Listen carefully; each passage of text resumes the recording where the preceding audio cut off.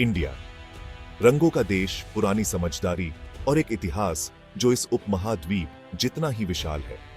बर्फ से ढके हिमालय से लेकर दक्षिण के उष्णकटिबंधीय तटों तक भारत की कहानी सदियों से चली आ रही है। यह अनगिनत संस्कृतियों, साम्राज्यों और धर्मों के धागों से बुनी गई एक रंगोली है। समय के माध्यम से यह यात्रा बहुत पहले की सभ्यताओं की गूंज के साथ शुरू होती है, जो नवाचार और भव्यता के किस्से सुनाती है।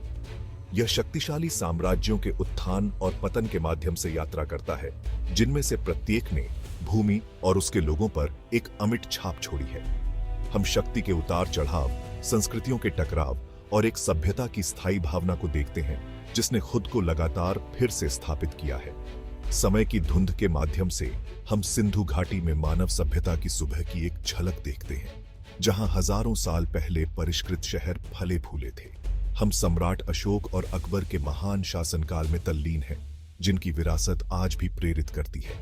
और हम स्वतंत्रता के लिए अशांत संघर्ष का अनुभव करते हैं, जो एक राष्ट्र की अदम्य इच्छा शक्ति का प्रमाण है।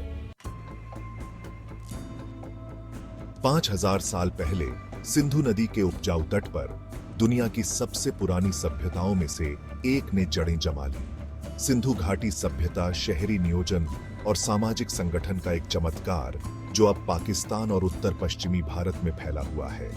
हड़प्पा और मोहनजोदारो जैसे शहरों में उन्नत जल निकासी व्यवस्था, ग्रिड जैसी सड़कें और प्रभावशाली सार्वजनिक स्नानागार थे।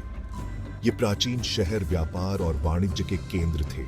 इनका प्रभाव सिंधु घाटी से कहीं आगे तक पहुंचता था।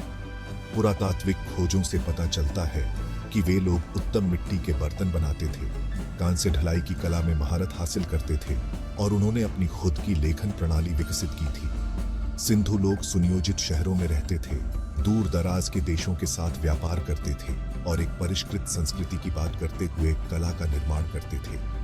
फिर भी सिंधु लिपि अनडिसिफर्ड रहती है, जिससे कई प्रश्न अनुत्तरित हैं। इस उन्नत सभ्यता के पतन का कारण क्या था?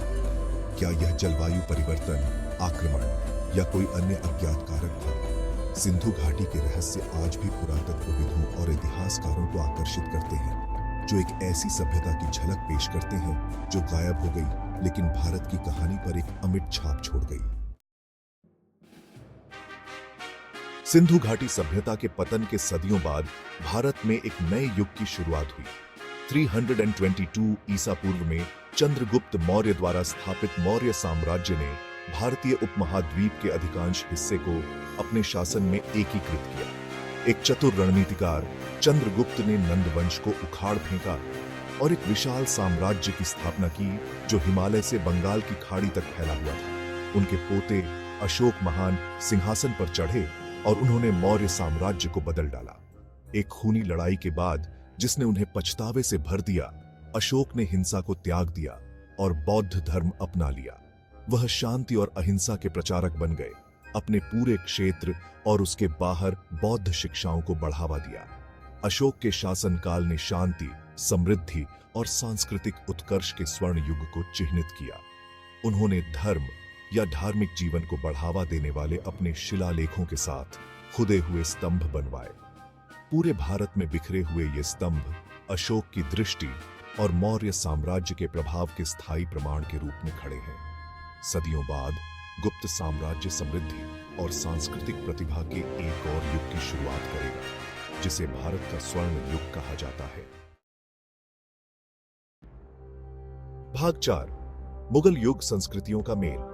16वीं से 19वीं शताब्दी तक मुगल साम्राज्य ने भारत के अधिकांश हिस्से पर अपना शासन किया। मध्य एशियाई मूल के इस राजवंश ने भारत की कला, वास्तुकला और संस्कृति पर एक अमिट छाप छोड़ी। चंगेज खान के वंशज बाबर ने 1526 में मुगल साम्राज्य की स्थापना की, जिसने एक ऐसे राजवंश की स्थापना की जो सदियों तक भारत पर राज करेगा। मुगल काल भव्य स्थापत्य चमत्कारों का समय था, जिसे ताजमहल द्वारा दर्शाया गया था, जो प्रेम और स्थापत्य प्रतिभा का प्रमाण है। बाबर के पोते अकबर को व्यापक रूप से मुगल सम्राटों में सबसे महान माना जाता है। अपनी धार्मिक सहिष्णुता और बुद्धिमान शासन के लिए जाने जाने वाले अकबर ने साम्राज्य का विस्तार किया और ऐसी नीतियां लागू की जिन्होंने हिंदुओं और मुसलमानों के बीच सद्भाव को बढ़ावा दिया। मुगल दरबार कलाओं का संरक्षक बन गया जिसने एक जीवंत सांस्कृतिक फ्यूजन का पोषण किया। अपने जटिल विवरणों और जीवंत रंगों के साथ मुगल चित्रकला इस अवधि के दौरान फली फूली। मुगल संरक्षण के तहत साहित्य, संगीत और नृत्य भी फले फूले, जिससे सांस्कृतिक अभिव्यक्ति की एक समृद्ध टैपेस्ट्री का निर्माण हुआ। मुगल विरासत भारत की पहचान के साथ गहराई से जुड़ी हुई है। इसकी कलात्मक परंपराओं, व्यंजनों और स्थापत्य परिदृश्य को आकार देती है। भाग 5। औपनिवेशिक छाया। ब्रिटिश राज। 18वीं शताब्दी में मुगल साम्राज्य का पतन और भारत में ब्रिटिश प्रभाव का उदय हुआ। ब्रिटिश ईस्ट इंडिया कंपनी, शुरू में व्यापारी, ने धीरे धीरे राजनीतिक और सैन्य नियंत्रण हासिल कर लिया, जिसकी परिणति 1858 में ब्रिटिश राज की स्थापना के रूप में हुई।